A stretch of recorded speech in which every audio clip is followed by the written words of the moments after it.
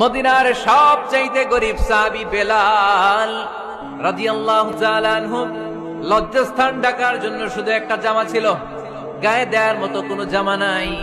এই সাহাবীর মতো গরিব কোন সাহাবী মদিনার জমিনে নাই।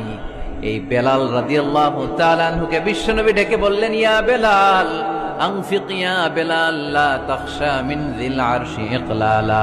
ও বেলাল, আল্লাহর রাস্তায় দান করো, কারণ আমার আল্লাহর ধনভাণ্ডারের কমতি নাই। সাইয়েদনা বেলাল রাদিয়াল্লাহু তাআলা আনহু সবচেয়ে গরিব। শুনতেছেন, বুঝতেছেন?